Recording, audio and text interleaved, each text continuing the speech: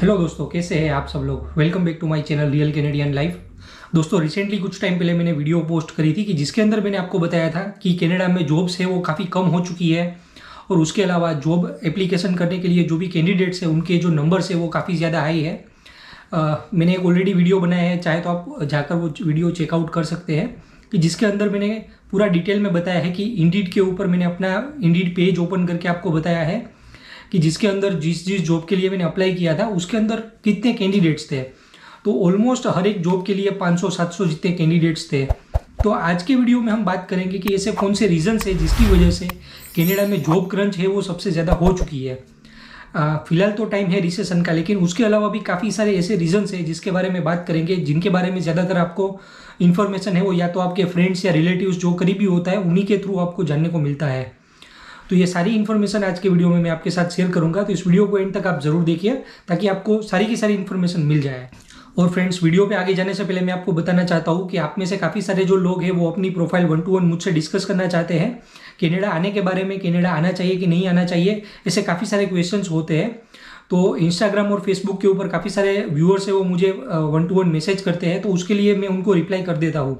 लेकिन हर एक लोगों के साथ 1-to-1 डिस्कशन करने के लिए मुझे अपना टाइम स्पेयर करना पड़ता है। अगर आप भी मुझसे 1-to-1 पेड कंसल्टेशन लेने में इंटरेस्टेड है तो आप मेरे इंस्टाग्राम या फिर मेरे Facebook page real Canadian life के ऊपर आप मुझे डीएम कीजिए, वहां पर मैं आपको गाइड कर दूंगा कि क्या चार्जेस है और क्या अवेलेबिलिटी है। तो चलिए वीडियो पे आगे बढ़ते हैं और इसके बारे में बात करते हैं। तो सबसे पहला जो रीजन जॉब क्रंच का हमें देखने को मिल रहा है वो फिलहाल का रिसेशन टाइम है। क्योंकि रिसेशन उसी को बोलते हैं कि जो पिछले 2 फाइनेंशियल क्वार्टर्स होते हैं, यानी कि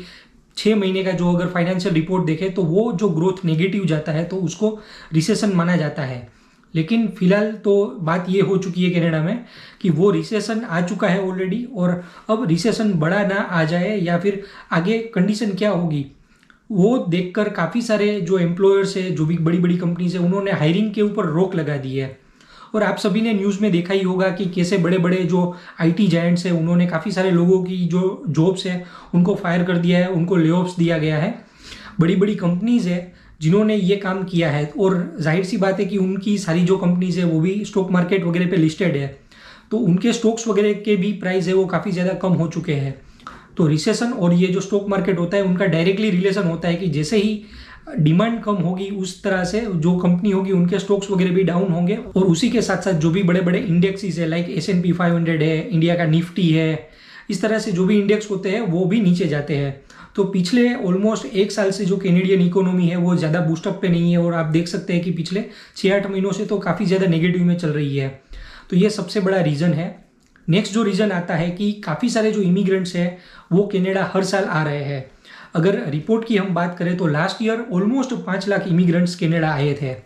तो सामने अगर आप देखो कि 5 लाख इमिग्रेंट्स जब कनाडा आते हैं तो उनके साथ साथ जॉब भी तो इंक्रीज होनी चाहिए, क्योंकि 5 लाख लोग अगर आते हैं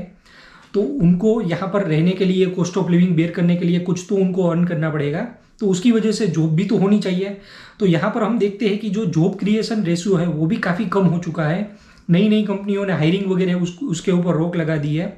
और जो कंपनियां हायरिंग वगैरह कर रही है उसमें जो स्किल्ड वर्कर है, बहुत ज़्यादा हाईली स्किल्ड वर्कर है, उनके हिसाब से ये जॉब अभी मिल नहीं रही है। तो काफ़ी सारे ऐसे इश्यूज अभी रिसेंटली कनाडा में चल रहे हैं। अभी रिसेंटली जो फिगर्स आए थे उस हिसाब से कनाडा में जो अमाउंट और जो मनी है जो बिजनेस के अंदर इन्वेस्ट होना चाहिए वो होने की बजाय लोग अपने जो घर होते हैं, हाउस खरीदने के लिए रियल एस्टेट के अंदर पैसे है वो ज़्यादा इन्वेस्ट कर रहे हैं। उसकी वजह से क्या हो रहा है कि जो रियल एस्टेट सेक्टर है उसी के अंदर डिमांड आपको ज़्यादा देखने को मिलेगी, और वैसे भी रियल एस्टेट जो मार्केट है कनाडा में तो यहाँ पर डिमांड है वो काफ़ी ज़्यादा है, क्योंकि 5 लाख इमिग्रेंट्स हर साल आ रहे हैं तो उनके रहने के लिए हाउसेस वगैरह भी बिल्डअप होने चाहिए। लेकिन जो सप्लाई है वो काफ़ी कम है, क्योंकि मेजोरिटी जो कंस्ट्रक्शन होता है वो समर के टाइम के अंदर ही होता है, विंटर के टाइम में इतना कोई कंस्ट्रक्शन होता नहीं है। तो उसकी वजह से डिमांड और सप्लाई का रेशियो है वो काफ़ी ज़्यादा डिफरेंस में चल रहा है, तो उसकी वजह से हाउसेस की डिमांड ज़्यादा है, तो ज़्यादातर लोग हैं वो रियल एस्टेट मार्केट के अंदर इन्वेस्ट कर रहे हैं, और उसकी वजह से एक ही मार्केट है वो बूम हो रहा है। बाकी जो भी बिजनेस के अंदर मनी का फ्लो इनफ्लो आना चाहिए वो नहीं आ रहा है, उसकी वजह से नई नई जॉब क्रिएशन जो होनी चाहिए वो हो नहीं रही है। दूसरी बात ये भी है कि जो रियल एस्टेट की प्राइस है उसकी वजह से किसी को भी अगर छोटा सा भी बिजनेस स्टार्ट करना है तो उसको रेंटल प्रॉपर्टी की रिक्वायरमेंट रहेगी, उसके लिए लॉन्ग लीज करनी पड़ेगी, तो उसी में उसका जो भी मेजोरिटी कैपिटल होगा वो चला जाएगा, तो नया बिजनेस करना लोगों के लिए डिफिकल्ट हो जाता है। दूसरी बात ये भी है कि जो लोगों को बिजनेस स्टार्ट करना है उसके लिए कैपिटल भी बहुत ज़्यादा चाहिए। हालांकि कनाडा में काफ़ी सारे ऐसे फाइनेंसिस और बैंक्स वगैरह होती है जो कि आपको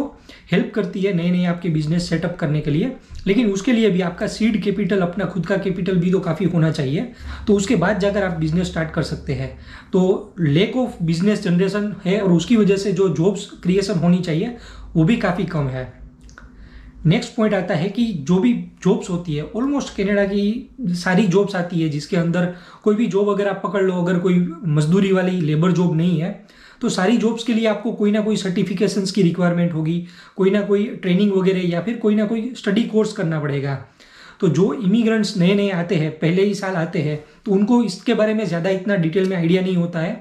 और अगर आइडिया होता भी है तो स्टडी करने में, फिर वो सर्टिफिकेशन लेने में 6-8 महीने 1 साल का टाइम निकल जाता है। तो उसकी वजह से इस तरह की जो सर्टिफिकेशन वाली जॉब्स होती है वहाँ पर हायरिंग और वैकेंसीज ज़्यादा देखने को मिलती है, लेकिन उसके लिए जो लोगों की सप्लाई है वो काफ़ी कम होती है। तो उसकी वजह से भी ऐसे जो सेक्टर्स है वहाँ पर जॉब्स आपको ज़्यादा देखने को मिलेगी, लेकिन लोगों में स्किल्स नहीं होने की वजह से वहाँ पर हायरिंग नहीं होती है। और उसके अलावा काफ़ी सारी ऐसी जॉब्स है, लाइक डॉक्टर्स की हो गई, फार्मासिस्ट है, नर्सिस है, तो ऐसी जो भी बड़ी बड़ी जॉब्स होती है उनके लिए आपको एग्जाम्स वगैरह भी काफ़ी ज़्यादा पास करनी पड़ती है, और वो एग्ज़ाम्स के लिए एंट्री बैरियर जो होता है वो भी काफ़ी बड़ा होता है। तो ज़्यादातर लोग हैं वो उस तरह के अपने फील्ड में जा नहीं सकते हैं, तो उनको इधर या फिर कोई और फील्ड में जॉब करनी पड़ती है या फिर वो सर्वाइवल जॉब कर लेते हैं। तो उसकी वजह से क्या हो रहा है कि जो सर्वाइवल जॉब्स एक्चुअल में लेबर को करनी चाहिए उसकी जगह स्किल्ड वर्कर जो कनाडा में आते हैं इंडिया से और बाकी सारे कंट्री से स्किल्ड वर्कर आते हैं, वो स्किल्ड लेबर बन जाते हैं। तो उसकी वजह से जो भी जॉब क्रंच होता है ये काफ़ी ज़्यादा देखने को मिल रहा है। और एक वजह जॉब क्रंच की ये भी है कि कनाडा में लोग अपना फील्ड है वो काफ़ी ज़्यादा स्विच कर लेते हैं। तो बेसिकली बात यह है कि कनाडा में ऐसा नहीं है कि आपको वो फील्ड का स्टडी करना चाहिए, आपको उनकी वो फील्ड की डिग्री होनी चाहिए, लेकिन काफ़ी सारे लोग ये करते हैं कि वो फील्ड में जाने के लिए, लुक्रेटिव फील्ड होता है, तो वो फील्ड में जाने के लिए जो अपना पुराना वर्क एक्सपीरियंस है उसको फेक दिखा देते हैं। यहाँ पर सिस्टम ऐसी नहीं है कि आपसे डॉक्यूमेंट्स वगैरह चेक किए जाते हैं, आपके डिग्री सर्टिफिकेट चेक किए जाते हैं, ऐसा कुछ भी होता नहीं है। उसकी वजह से लोगों को काफ़ी ज़्यादा ईजी हो जाता है कि जो अपना पुराना वर्क एक्सपीरियंस है उसको चेंज कर देते हैं और उसके बेसिस के ऊपर नई जॉब्स के लिए, नए फील्ड के लिए अप्लाई करते हैं। तो यहाँ पर बात ये हो रही है कि जिस फील्ड में, फॉर एग्जाम्पल, जिस फील्ड वाले बंदे को जाना चाहिए उसकी जगह और फील्ड वाले बंदे भी उसके अंदर अप्लाई कर रहे हैं, तो उसकी वजह से जो नंबर ऑफ एप्लीकेंट्स है वो काफ़ी ज़्यादा है, और जो एम्प्लॉयर्स है उनको ये लगता है कि उनके पास 500 एप्लीकेशंस आ गई है वो जॉब के लिए, लेकिन जब एक्चुअल में फ़िल्टर लगाकर वो देखते हैं तो उसमें से जो एक्चुअल बंदा जिसके पास वो सारी स्किल्स और एक्सपीरियंस होता है वो तो काफ़ी कम होते हैं। और दूसरी बात ये है कि जो लोग कनाडा नए नए आते हैं वो इमिग्रेंट्स के लिए स्टार्टिंग में जॉब लेना काफ़ी ज़्यादा डिफिकल्ट हो जाता है। उसकी वजह, एक वजह तो यही है कि जो कैनेडियन वर्क एक्सपीरियंस है वो नहीं होता, और दूसरी वजह ये है कि जो कनाडा का हायरिंग प्रोसेस है वो काफ़ी ज़्यादा स्लो है। अगर इंडिया में और कोई कंट्री में बात करो तो वहाँ पर हायरिंग इस तरह से होती है कि अगर उनको रिक्वायरमेंट है तो 15-20 दिन में या 1 महीने के अंदर हायरिंग हो ही जाती है, लेकिन यहाँ पर क्या है कि उनको, एम्प्लॉयर्स को रिक्वायरमेंट है 15-20 दिन, 1 महीने, 2 महीने बाद, लेकिन उससे पहले ही वो लोग जॉब पोस्टिंग लगा देते हैं। तो क्या होता है कि एप्लीकेंट्स है वो ज़्यादा हो जाता है,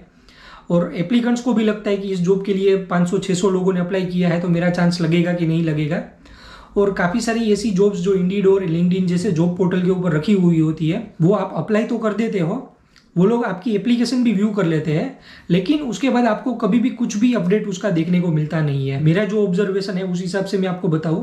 कि लिंक्डइन और इंडीड के ऊपर जो भी 50% जॉब्स होती है, अगर आप उसमें अप्लाई करोगे तो आपको कभी भी कुछ भी अपडेट देखने को मिलेगा ही नहीं। तो ऑलमोस्ट 50% जो एम्प्लॉयर्स होते हैं उनको पता नहीं क्या चाहिए, वो अभी तक मुझे भी समझ में नहीं आया है। अगर आपको उसमें कुछ समझ में आ रहा है तो थोड़ा मुझे कमेंट करके बताओ कि एक्चुअल में ये इसका रीज़न क्या है। वो एम्प्लॉय वगैरह का रेज्यूमे वगैरह ले लेते हैं लेकिन क्या करते हैं बाद में पता नहीं है। तो ये कुछ ऐसे रीजंस है जो रियलिटी के बेस्ड है, और उसके ऊपर ही कनाडा में जॉब क्रंच का जो मार्केट है ये थोड़ा देखने को मिल रहा है। लेकिन सब लोग एक्सपेक्ट कर रहे हैं कि ये 2023 एंड होने तक रिसेशन है वो थोड़ा इजी हो जाएगा और फिर से मार्केट है वो पिकअप में आएगा। तो उसकी वजह से देखते हैं कि आगे कैनेडियन इकोनॉमी है वो बूस्ट करती है कि नहीं करती है। उम्मीद करता हूँ इस वीडियो से आपको कुछ जानकारी मिली होगी, कुछ इन्फॉर्मेशन मिली है। तो इस वीडियो को लाइक कर दीजिए, चैनल पे नए आए हैं तो चैनल को सब्सक्राइब कर दीजिए और साथ ही साथ जो बेल आइकन है उसको भी प्रेस कर दीजिए। Thanks for watching the video.